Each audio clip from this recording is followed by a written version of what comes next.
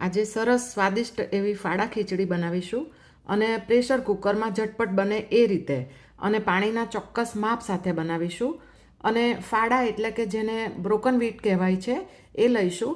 અને ઘઉંના ફાડામાં અધિક માત્રામાં ફાઇબર્સ તથા પ્રોટીન અને મિનરલ્સ તથા વિટામિન રહેલા છે. અને આ ફાડા સાથે મગની દાળ તો ખરી જ, અને સાથે શાકભાજી પણ એડ કરીશું. અને એટલી ટેસ્ટી બને ને કે તમે વારે વારે બનાવીને ખાશો. તો બનાવવાની શરૂઆત કરીએ.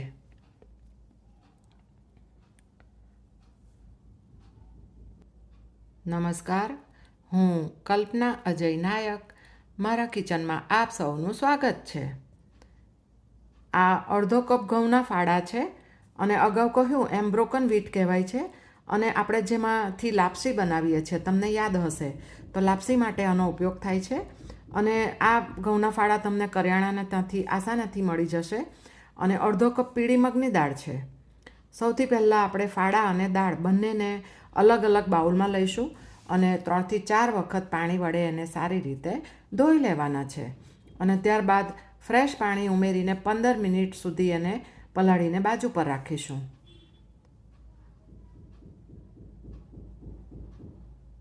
ફાડા અને દાળ બંને રેસ્ટ કરે ત્યાં સુધીમાં હું ખીચડીમાં ઉમેરવા માટેના શાકભાજીને કટ કરી લઉં છું. અને આવી અવનવી વાનગી જોવા માટે તમે આ ચેનલને હજી સબસ્ક્રાઈબ ના કરી હોય તો જલ્દી કરજો. અને બેલ આઇકોન જરૂરથી પ્રેસ કરજો કે જેથી જ્યારે જ્યારે હું આવી નવી રેસિપીનો વિડીયો મૂકું કે તરત તમને એનું નોટિફિકેશન મળશે અને તમે તરત મારી રેસિપીના વિડીયોને જોઈ શકશો.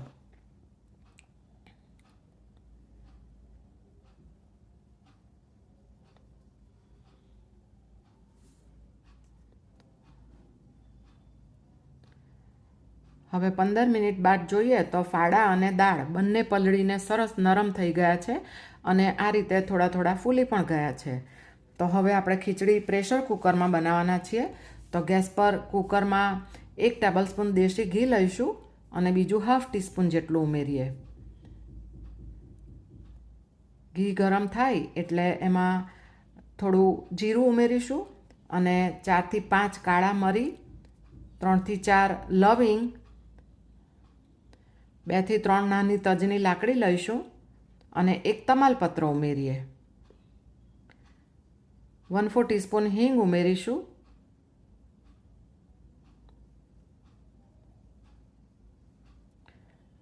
અને 2 ટેબલસ્પૂન શિંગદાણા છે. અત્યારે ગેસની આંચને સ્લો રાખવાની છે.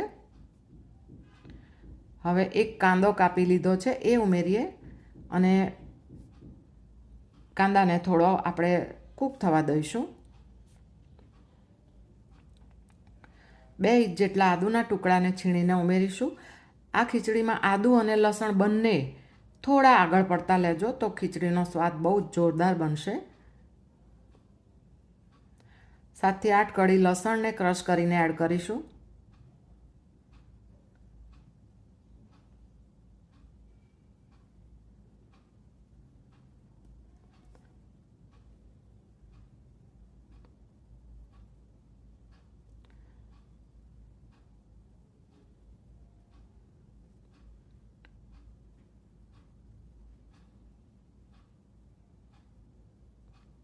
હવે શાકભાજીમાં 1/4 કપ ફ્રોઝન વટાણા છે. તમે ફ્રેશ વટાણા પણ લઈ શકો.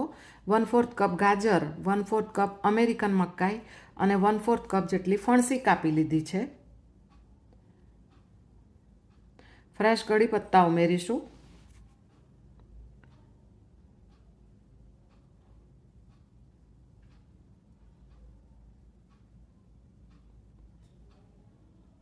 હવે બાકીના મસાલામાં હાફ ટીસ્પૂન હળદર, 1 ટીસ્પૂન લીલા મરચાંની પેસ્ટ, 1 ટીસ્પૂન લાલ કાશ્મીરી મરચું ઉમેરીએ અને સારી રીતે મિક્સ કરીએ. તમે 1/4 ટીસ્પૂન જેટલો ગરમ મસાલો પણ ઉમેરી શકો. મેં થોડા ખડા મસાલા ઉમેર્યા છે એટલે ગરમ મસાલો નથી એડ કર્યો. હવે પાણી નિતારીને ઘઉંના ફાડા અને મગની દાળ બંનેને ઉમેરી દઈએ અને સારી રીતે મિક્સ કરીશું.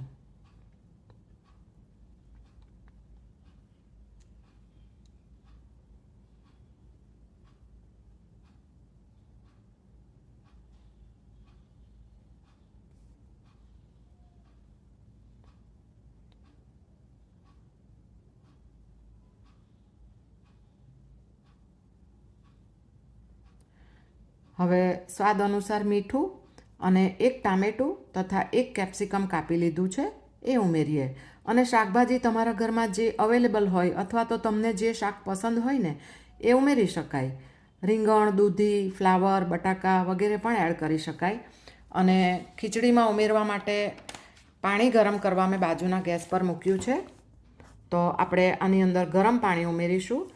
તો 3 કપ જેટલું ગરમ પાણી એડ કરીશું. એટલે કે અડધો કપ ફાડા અને અડધો કપ મગની દાળ, એટલે ટોટલ 1 કપની સામે 3 કપ ગરમ પાણી લઈશું. અને ગરમ પાણી ઉમેરવાથી કુકિંગ પ્રોસેસ ફટાફટ ચાલુ થઈ જાય અને ફાડા સરસ ખીલવા માંડશે.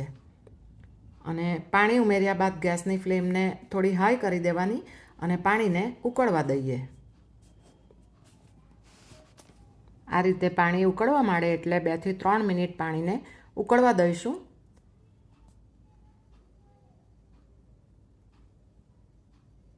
હવે 2 લીલા કાંદાને કાપી લીધા છે કે જે બિલકુલ ઓપ્શનલ છે એ ઉમેરીશું. આમાંથી થોડા મેં ગાર્નિશિંગ માટે રાખ્યા છે. અને હવે મિક્સ કરીને ગેસની આંચ મીડિયમ ટુ સ્લો તરફ રાખવાની અને ઢાંકણ ઢાંકીને 4 સીટી જેટલું કૂક કરી લઈશું.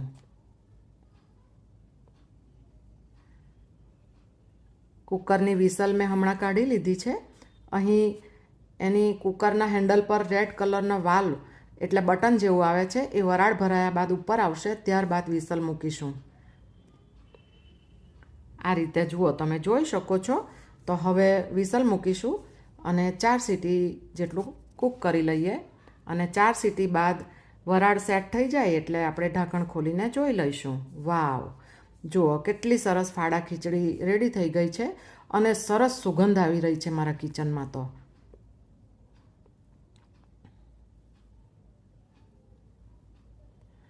થોડા લીલા કાંદા અને કોથમીર ઉમેરીશું અને ત્યારબાદ સર્વિંગ કરીએ. અને આ માપથી તમે 3 થી 4 વ્યક્તિને સર્વ કરી શકાય એટલી ખીચડી બનશે. અને શાકભાજી તથા મસાલા સાથે ખીચડી જુઓ, જોતાં જ ખાવાનું મન થઈ જાય એટલી સરસ બની છે.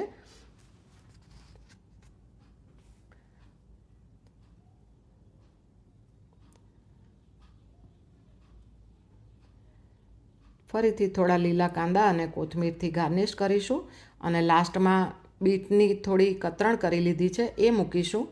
અને ખાસ તમારા ઘરમાં તમારા હાથની બનાવેલ કઈ વાનગી પરિવારને બહુ જ પ્રિય છે એ મને કોમેન્ટ બોક્સમાં જરૂરથી જણાવજો. અને આ ખીચડીને તમે છાશ અથવા તો દહીં સાથે પણ સર્વ કરી શકો અને એકલી પણ ખાઈ શકો. લચકાભેર ખીચડી બની છે. અને રેસીપી જો ગમે તો વિડીયોને લાઈક અને શેર જરૂરથી કરજો. અને મળતા રહીશું આવી જ એક બીજી નવી રેસીપી સાથે. ત્યાં સુધી તમે તમારું અને પરિવારનું ધ્યાન રાખજો. આવજો.